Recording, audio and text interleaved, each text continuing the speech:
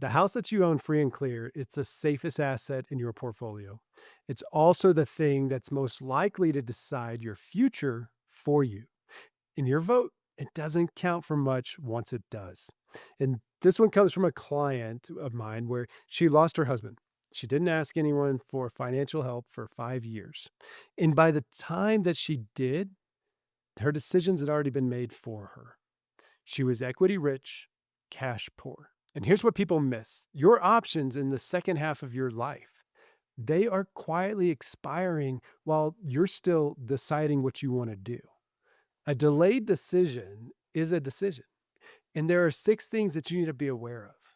I'm Weldon Hobbs, and if you're 55 or older, I help you figure out what to do with your house so it works for you and not against you. Hit like and subscribe, and let's get into it. So, number one, your paid off house is not a savings account. And treating it like that is what's going to get people in trouble. And here's what I mean. Say this is your home, a hypothetical scenario. $600,000 free and clear, and nobody on earth can take it from you. That- With the exception of if you decided to stop paying property taxes, but that's a whole other beef and video. But most folks look at that situation and that house, it seems like the finish line, the safest thing that they own. And I understand that because you spent years getting there. But watch what it does when you actually need money. Nothing. It sits there. That house doesn't send you a check. It doesn't pay the property taxes. And it doesn't help out whenever the hot water heater, whenever it goes out in the middle of the week. It does nothing to fix it. You do all of that. Every month, that house, it takes money out of your pocket and it puts nothing back into it. So it's not savings. Savings is money that you can use. This is money you can only look at. And if you think that's just you, it's not. 64% of homeowners 65 and above, they own their home outright. That's roughly 19 million people sitting on the biggest asset that they will ever own. And now one of them can spend a dime of it without making a costly decision first. So before we go any further, I want you to grab pen and paper or pull out your phone on your notepad. And there's 3 questions that I want you to answer. And they're pretty simple. They're just true or false. But what it does is it starts to get you thinking. And question 1 here, it's your house is the safest asset that you own. True or false? Then question 2, you've got 2 options, and that's either to sell it or borrow against it if you needed to use the equity that was in it. Or option 3, you can make this decision whenever you are ready. True or false, okay? And again, hang on to those because we're going to come back to them. Point number 2, the question that almost everybody starts with is the wrong question. So I had a client whose husband, he was paralyzed. And overnight, they went from 2 incomes down to 1, and she knew significant medical bills were coming. She had a house with a lot of equity in it, and almost nothing was liquid. And she came to me the way most people do. She was looking at the house like it was a bank account. And I understand why, because on paper, it is. She had real options. She could sell it. There was land with it. So she could sell part of that land. She could try and borrow against it. But when you break it down, look at what actually happens here. Borrowing, that means a payment. And a payment means you have to have that income. And her income had just been cut in half. So that door was mostly closed before she ever got into it. Selling, it gives her the cash. But if she just starts paying medical bills with it, 5 years down the road, she's not going to have enough left to buy another home, 1. And 2, she's not going to have enough money to live off of. And every one of those moves, they have to get run against her particular scenario, which was, in this case, the 5-year look back period for Medicaid.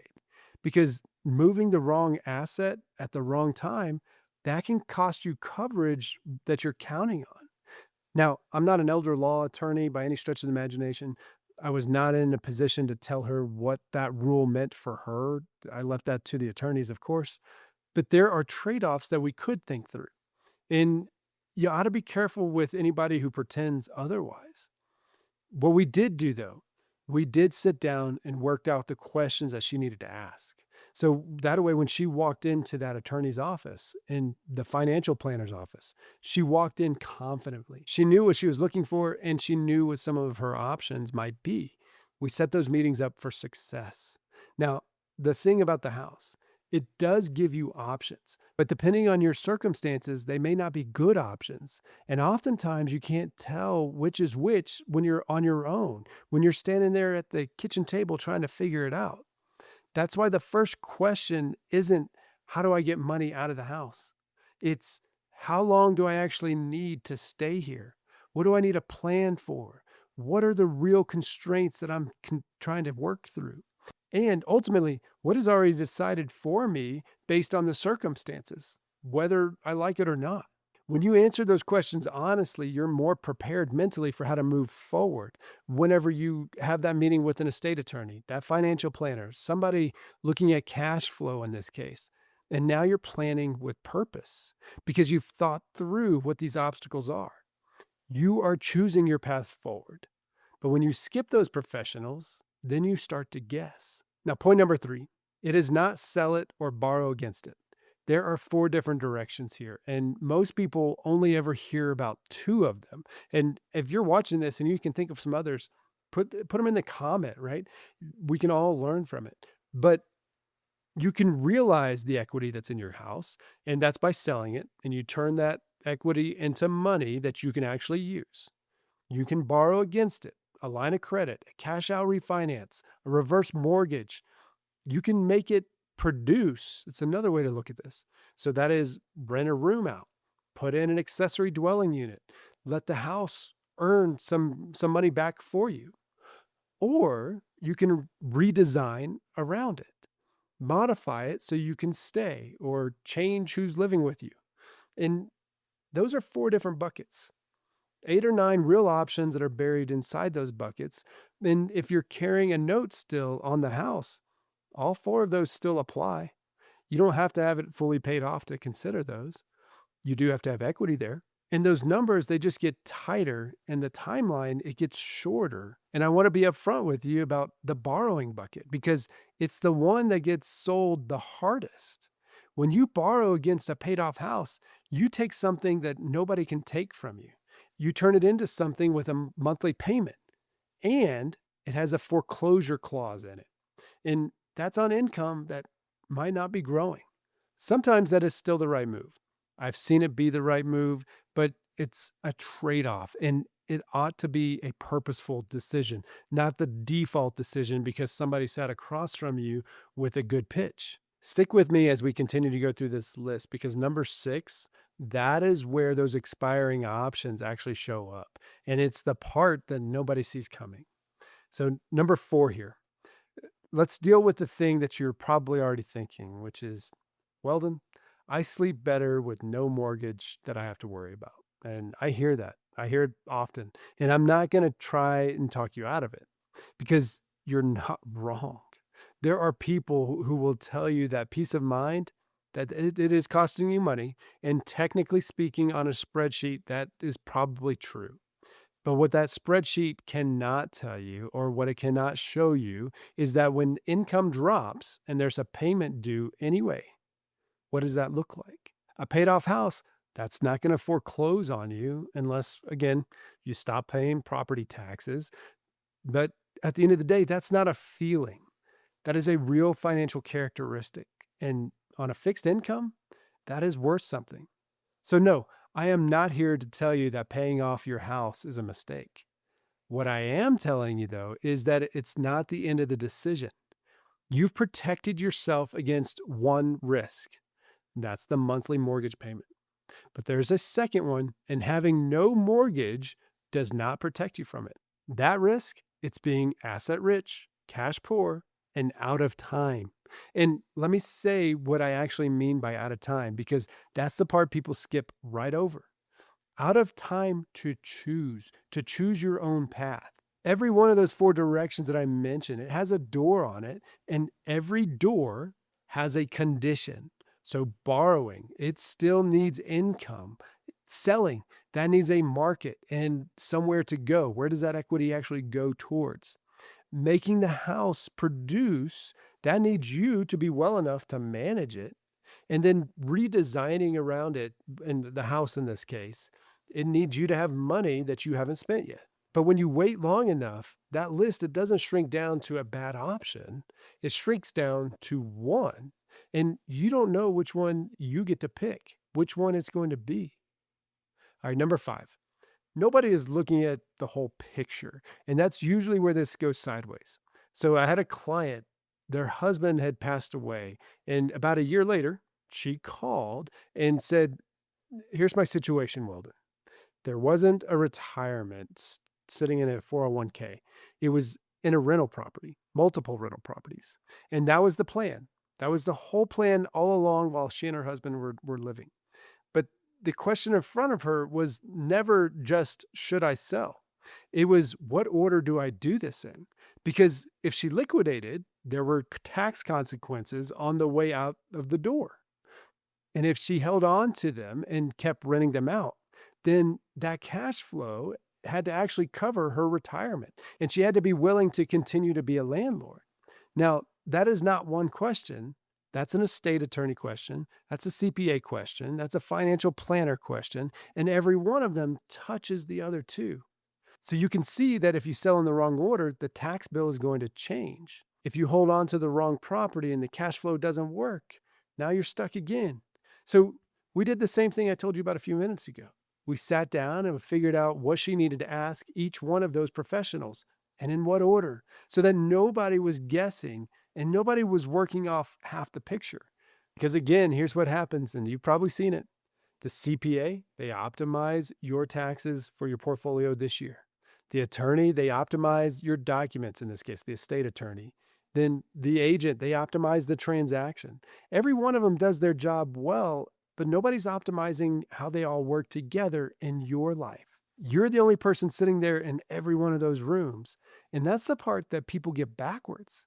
They think the answer is more professionals, but it's not. You don't need a big team. You need the right team and you in the center asking the right questions in the right order to make things work for you. Point number 6, what waiting actually costs you. So let's go back to those first 3 questions. And the first one was, your house is the safest asset that you own. That answered the true or false there. It's both. It's safe from loss for the most part, but safe from leaving you stuck? Absolutely false. All right. And number 2, the second question. You have 2 options if you needed to tap the equity. Sell it or borrow against it. That one's false too, and you know that now. Third, you can make this decision to tap into the equity anytime you want. That one is definitely false, and it's the most expensive one. I want you to picture this scenario. So these are 2 ladies that I've worked with, and same house, same equity, same husband that is gone. One of them, they picked up the phone that first year, and we talked about her a little bit earlier. The other one waited 5 years. So the first one, she still had all 4 choices and directions to go. She could sell, she could borrow, she could make the house produce in some way, she could redesign around it if she needed an age in place there. 4 doors that she could have walked through, and she gets to pick. The second one, though, she had 1 door left, and she doesn't get to pick it. It actually picked her. That client that I mentioned at the top, she lost her husband, again, 5 years ago, and she just continued to pay that mortgage payment without understanding what it was doing to her savings. And by the time that she came to me, I sent her to a loan officer. I sent her to other folks to look at, and perhaps even a reverse mortgage that has its own bag of worms with it. But a home equity loan, like, we were looking for ways to keep her in the house. But she was behind on payments, and her income, it would not carry another payment in this case. So, meaning, like, had she borrowed against it, she wasn't going to be able to pay it back. So she walked away after selling the home for 6 figures, right, in the bank. But that's not a plan. It's not enough to live on for the rest of your life. She moved in with family, and she contributes where she can at this point. But she downsized based on circumstance, not her choice. It was not the way that she envisioned her life. And that's really the whole thing here. Everybody in this position downsizes eventually. Now, one version of that is you stay right where you are. You age in place, and one day you pass on, and your portfolio, it gets smaller, right? Or you're at least not here to have to worry about it.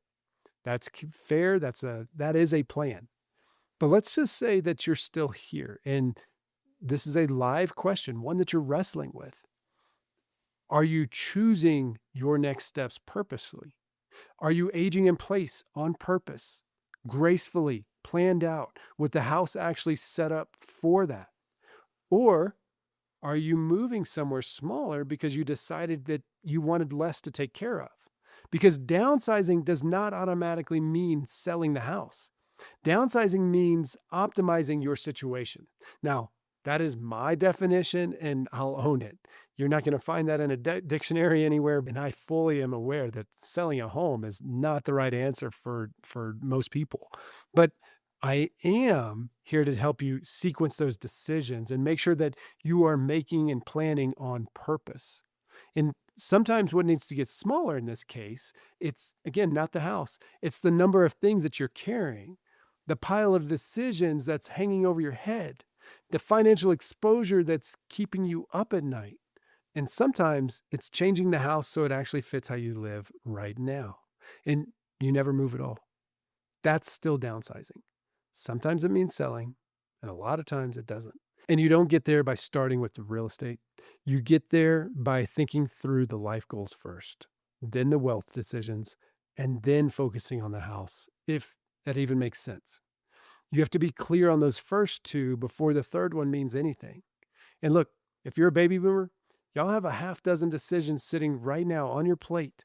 The question isn't which one matters the most. It's what order do we work them in, and so that we work in your favor and not against you. The client that I told you about at the start, she didn't do anything foolish. She just didn't ask anyone, and 5 years went by, and the decision got made for her. I can't tell you what's right for your situation in a video that depends on your goals and what you're working with. But what I can do is make sure you know the trade-offs before you decide. So if you'd rather not figure out your next steps on your own, the link is in the caption below. I'm Weldon Hobbs, and remember, good decisions, they start with good information, and I'll see you in the next one.